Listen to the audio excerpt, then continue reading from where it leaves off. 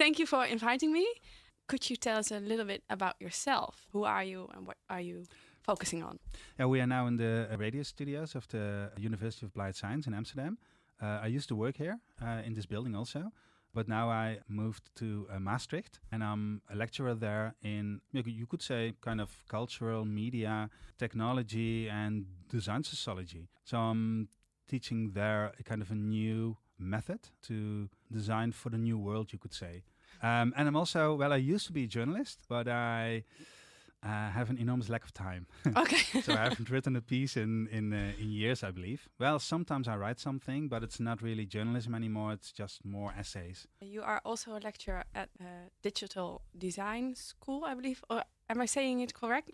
Yeah, it's the Digital Society School. It's not a lecturer there, but much more a kind of a coach, you could say. Okay. So I'm doing design sprints there. That means that I, together with a group of international students, we do a kind of a design assignment where they think about the future and they build fictional worlds by thinking about what possible development could be in the future. You have your own studio, right? Studio Yeah, Hyperspace. yeah, Is this yeah. related to each other? Yeah. With my studio, Hyperspace, I work together with a couple of organizations in the Netherlands. And the Digital Science School is one of them. My aim is to investigate the theory and practice, but I call it praxis because that's German and it sounds cool. Yeah. Of the accelerating world. So the world that is kind of going so fast that we aren't capable to really understand it, but it's so cool. It's cool because why we got in touch is because of I was looking for scientists and philosophers and artists to talk about this subject, and then you responded to me. The Global Goals Jam. Yes. Yeah. Could you tell me a little bit about this? Yeah, the Global Goal Jam is based on the global goals that has been set by the United Nations in 2015, I believe, but it could also be 2016. I don't know it. Yeah, I think 2015. They are kind of 17 very global goals and also quite abstract. So this, for example, everybody in the world needs a good education, for example. But we also need, for example, sustainable cities, or we need to do something about the climate. Very abstract global goals. And each year, since 2016, all kind of designers from all over the world come together and have a 2 days event where they take one goal and try to come up with solutions for that goal. Yes. So you could also call it a hackathon. That's a very hip term, of course. Yeah. Yeah, now this time it's about 3 goals. Yes. And I don't know what they are exactly, but we, because I'm also organizing one, designing for sustainable cities. Okay. So that's, of course, also related to the climate change. Yeah. Yes. Everything you do is related to the future, thinking about the future. Yeah. And acceleration. Yeah. And I saw a little spark in your eyes when you were talking about acceleration again. Yeah, Yes. Tell me a little bit about why is it so fascinating? I think it's so fascinating because, well, it started, you could say, in the early 2000s when I really missed the 90s. Oh, really? I mean, for me, the 90s was the period that I went to Amsterdam, that I studied sociology here in Amsterdam. That, of course, also kind of a feeling in society that everything would be good from now on. Okay. Yes. And there were happening a lot of things that kind of also had that kind of feeling. So electronic music, house music, drum and bass, etc. There was also that Amsterdam at that moment was quite rich, while in the 80s it's kind of a shitty town with a lot of drug addicts, etc. So the whole city had a kind of a vibe from, okay, this is where all things are happening. So I also can remember that I was at university, or when I graduated, I worked and then went to, for example, the Melkweg and danced to house music and standing on the dance floor and thinking, okay, this is it. The whole world is good now. It's kind of, and that ended, of course, abruptly at the end of the 90s with the implosion of internet, 9/11, of course. And then it's very strange that I didn't found that kind of sources in the 90s. Then I read a piece by Nick Land called Meltdown that he wrote in 1994. And I really was struck by the way he described the future. So he used kind of terms that were much more literate and much more kind of poetic than normal philosophy does.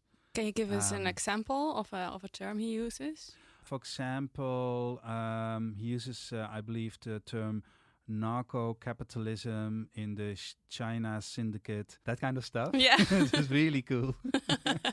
Could also be a kind of a lyric in the drum and bass song. Yeah.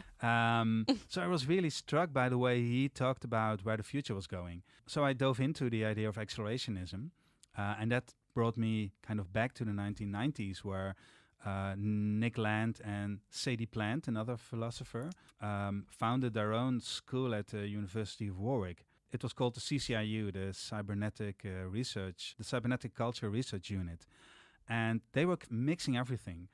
So they were mixing the new upcoming electronic music like drum and bass with philosophy, with Deleuze and Guattari, which wrote the book Mille Plateaux, of course, Yes. or 1,000 Plateaus, with the ideas of Baudrillard, with science fiction, with Blade Runner, etc., in one big mix. That was a kind of a very cool mixture of mythology and philosophy and science and everything. So I thought, okay, this is really cool. And I think this is a much better way to explain what is happening than just all those boring philosophers and sociologists that say, oh, we are living in an age of problems with privacy and terrorism, blah, blah, blah. Because it was all kind of doom and dark and the world will never get better. So I was really longing for those kind of ideas that bring a smile on your face. Yeah. A positive idea of where the future could wend. Yeah. It's longing for the future. Yeah. And I think there's a difference between, because there are a lot of thinkers that are longing for the future. For example, Jaron Lanier, who wrote a couple of books about the internet. He teaches, I believe, at UCLA, the University of California in Los Angeles. And he's also one of the founders of virtual reality in the 1980s. And he wrote a couple of books about how the internet turns bad. So the internet had the promise that it would liberate us from hierarchy, for example. But it didn't happen. So he wrote a couple of books where he said, okay, I miss the future. So he wants to go back to The future.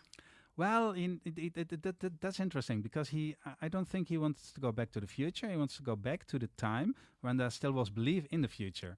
That's why I believe what Frederick Jameson means when he talks about that sci-fi is nostalgia for the future. So you are trying to bring the idea back that you think about the future. So there were kind of periods where people really believed in the future, like, for example, the 1990s. And like maybe the mid-70s or something, where people really thought, okay, we are now in a kind of an era where everything is going good and everything will be better than it was. Yeah, you wrote also science fiction reminds us or teases us with how everything could be different. It reminds us that reality can be changed, or even more so can change in a very unpredictable way. Yeah, yeah. But it can also be a pitfall because you are almost expecting designers will solve the problems of the future. Yeah, Everything will be better. It's almost like a romantic idea. Yeah, I think the romantic idea is very strong and also very important. I think if you don't have the romantic idea, you will not become a designer that really designs for the future. But there is, as you already said, of course, also a problem with sci-fi. Because sci-fi can also give expectations that are much too high or that are not realistic. Yes. And that is a problem. And I think in sci-fi you see that a lot. Very interesting that last week there was a podcast by Wired, the American magazine, and I'm always kind of struggling with his first name, but with Harari from the books Homo Deus. And he also said something about, for example, Westworld, which was a movie in the 1970s about a robot in an amusement park that didn't want it to obey the humans anymore. But it also last year turned into an HBO show, which was quite good, I think. But he said those science fiction shows, and especially, for example, Westworld, gives us an image of AI, isn't what AI really is. Because the show is about the fact that eventually AI or robots will become self-aware and will feel emotions. He says that will never happen because an AI or a robot has no emotions because it is programmed. And if it's programmed, it will follow rules, it will follow structures. It can be, of course, very creative in finding new rules, finding new ways, maybe finding also new ways of showing us that maybe they feel emotions. But emotions aren't transferable to structures. So they will never be emotional, or they will never have empathy, for example. But those shows about robots and AIs show us what AI will do in the future when there will be empathy. So he says all those shows are showing us something that will never happen and gives us a totally wrong view of the development of AI and robots in the future. Do you follow him in this? No. In this argument? No. No. No. No, I think Harari, and that's also his books. I mean, I've read his books and really like them, but he is wrong because he is kind of stuck in enlightenment way of thinking, humans versus the world. Yes. And I think he gets it wrong. Yeah. We were talking about this before, humankind versus technology. Yeah. And this is a big problem, or as we see it, as you and I see it, referring to the climate change. The same is going on with nature versus humankind. Yeah, of course. Yes. Yeah. Could you explain us a little bit about why this concept of technology and this concept of nature we are having is a problem? Yeah, I think the concept itself brings us further from reality. And it's very difficult to give a definition of reality, of course. And nature, of course, it's also a very complex word because nature doesn't exist. It's also what Timothy Morton, of course, claims. And I think he's right because the whole concept of nature comes also from a kind of way of thinking where there is a difference between us as humans and the outside world, namely nature. And that there is a kind of distinction between culture and nature. So things that are made by humans and things that are made by nature, which is in itself very strange because we are also, of course, made by biology, nature, but that's another kind of nature. Yeah, and I think, but maybe now I'm going too fast, but that's also what, of course, Morton says about hyperobjects, that the problem is that if we make a distinction between us as humans, the culture, and nature, we will always kind of think that we can control culture because that's what we create ourselves. And nature is something that we just kind of set apart and say, okay, that's there. So you were mentioning hyperobjects. How can I see a hyperobject, or how can I experience a hyperobject? A hyperobject is an object that isn't explainable with the scientific methods we use, you could say. But then you could say the hyperobject doesn't exist, like Wittgenstein, of course, also with his language games. Yes. Essential doesn't exist. Yeah.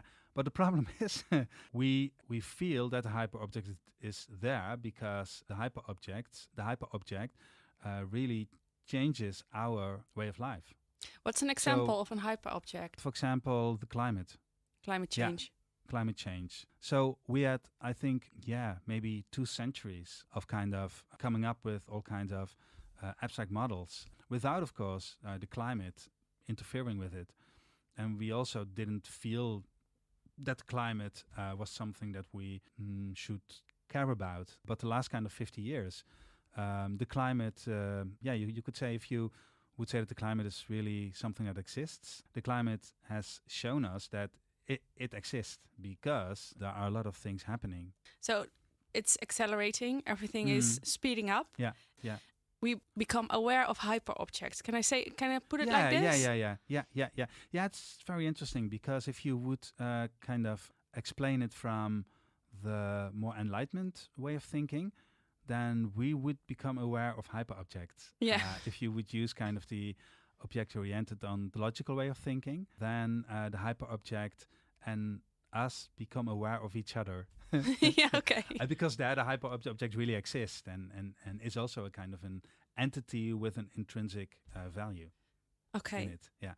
You wrote earlier, Mm. our view on nature is problematic. Nature is no longer a useful concept. The only way to really understand what's going on is to dive deep into reality. Yeah. Oh, I But- like that yes, sentence. but Did I do you- really? Yeah, you Yeah, wrote okay, this, okay. yes. Yeah, it's, And then the only way to dive into reality is to accept the fear, the tension, and the excitement. So how can we dive into reality? How can we change our concept of nature? Yeah, I think it's kind of, and it's very interesting that I wrote this because this is also so kind of early accelerationism. I think the only way that we can really understand what is happening and what reality is just to give up understanding, just kind of accept that there are things that you can't change that are there. You accept the situation, Mhm. and then there is this longing for the future. Yeah. It seems almost there's some of kind of a friction. Yeah, because it's difficult because longing for the future could also easily be mistaken with a kind of a modernistic view, because modernity, of course, is very focused on the future. So in modernity, everything is related to kind of moving forward, inventing new stuff, go to the future where everything will be okay. But that's not the future I mean, I think. Okay. And that's very interesting because I don't think that most of my students really understand what I'm kind of teaching them. But that's also not a big problem because they are, of course, already kind of infected with the whole idea of modernity and with the idea that we always have to kind of leave the situation we are in because there is always a better situation. But with the future, I more mean the way that we are stuck in old models, the models of the Enlightenment, for example, modernity itself, and that we have to leave that kind of models behind. And I think that's the future. And then the future is in a kind of a really Buddhistic way, the now. Because there is no history, there is no past. That's also why I really love Vaporwave. I mean, Vaporwave is, I think, the essence of cultural meme, where there is no future anymore, but there is also no history. I don't know if you know Vaporwave. No, tell me. I have Vaporwave is an exponent of internet culture, where people, mostly youngsters, I think, but also designers and art school students, use thousands of references from the past to incorporate them in a new piece of art.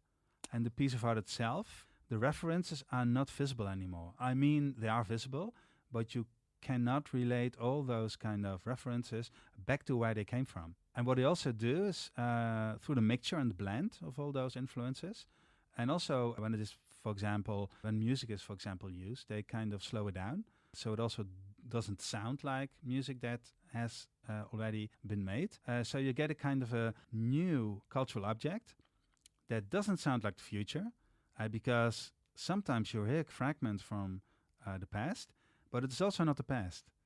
So it's a kind of a very strange object. And that, I think, is also the strangeness of reality itself, because it's not ironic. And it's also not meant to be ironic, which is, of course, one of the main characters of postmodernity or late modernity.